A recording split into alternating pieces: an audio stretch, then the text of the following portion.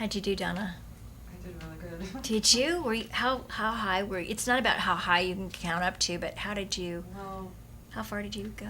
I don't know. I started going into kind of nature areas. Okay. My mind was bouncing around so much. I was like, 1, 1, 1, 1, because I was having to guide my mind back to the breath. I was like, boing, boing, like a ping pong ball. How did you do? The first time I went through it, I did pretty good. And then I went to count again, and then I got to 8, and I go, oh, okay. And then I tried again, and I got to 4. But you got to 8? Oh my God, that's pretty good. I mean, what's with that? That's fantastic, though. Shoot, I couldn't get past 1. But again, so the counting and bringing, and there's all different forms of meditation we can do. I mean, there's tons of stuff out there.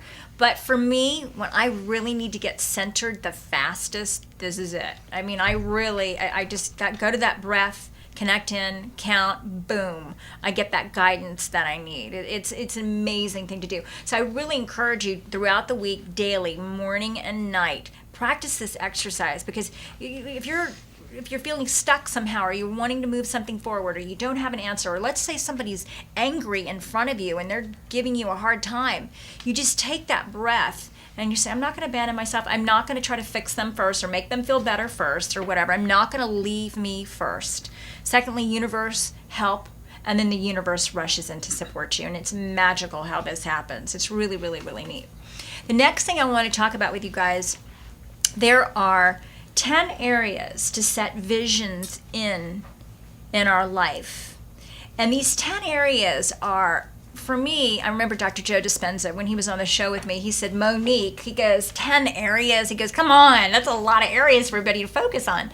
But yeah, I really think so. In order for us to be in balance in our lives, because I know for me, I can have one area be like way out of whack, and then the other areas are fine, or, it's like I'm doing so much contribution, but I'm not taking care of my finances, or I'm not, my relationships, or whatever it is. So to have a balanced life in these 10 areas, and I have you start each sentence. This is part of my workshop called Oh Hell, How Did I Get Here, and what do I need to do to clean this up and prosper now? Nice short name, of course, yes. So this is part of this workshop, and it's all about the distractions that keep us from achieving our visions. So I have you start off, if you were to set 2 visions in each of these 10 areas, and you start off each sentence with, I see myself. I see myself, because that creates a picture in the mind, and you're seeing yourself literally achieving this particular area of your life.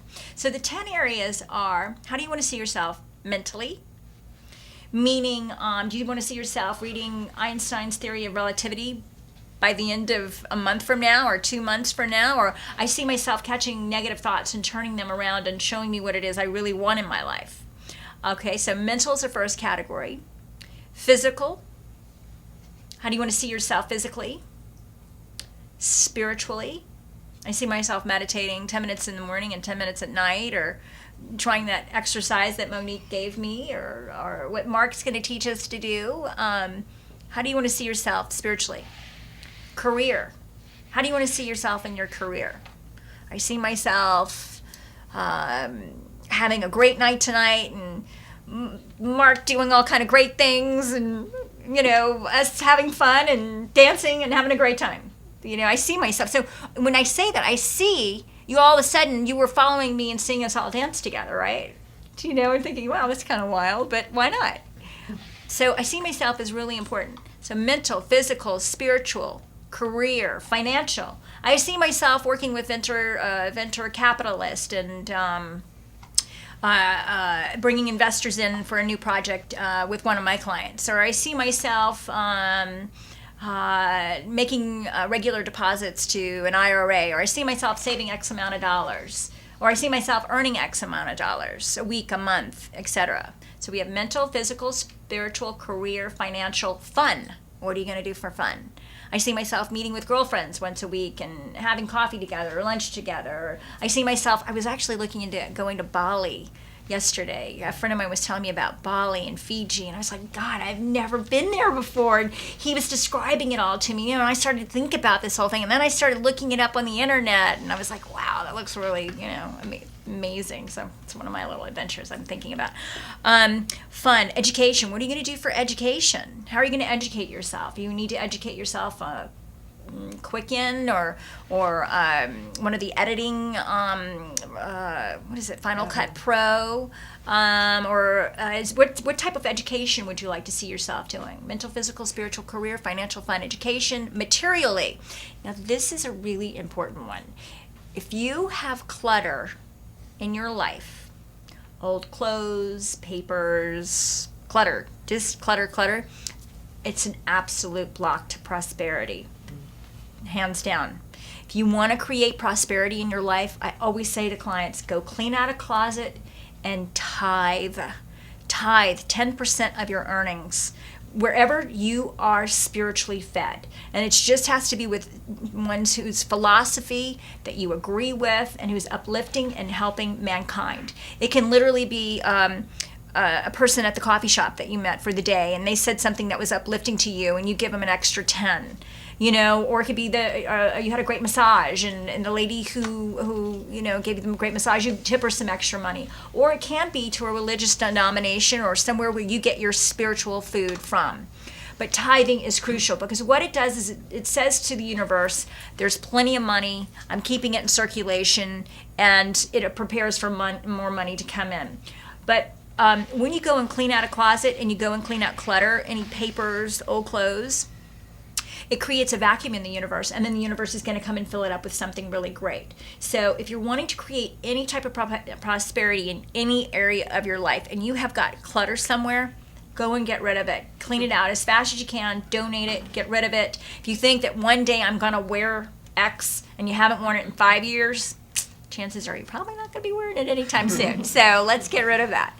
Okay, so mental, physical, spiritual, career, financial, fun, education, material, relationships. Now this could be the relationship with yourself, or relationship with a spouse, a friend. So I see myself having a great relationship with myself. I see myself really hearing my intuition and how my intuition is guiding me in what it is that I need to do next in my life. And really what next step I need to take. Or I see myself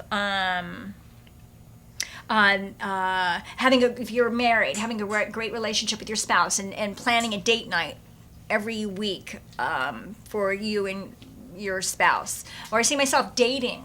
If you need to start dating, whatever it is you see for yourself in the relationship area. And then finally, contribution.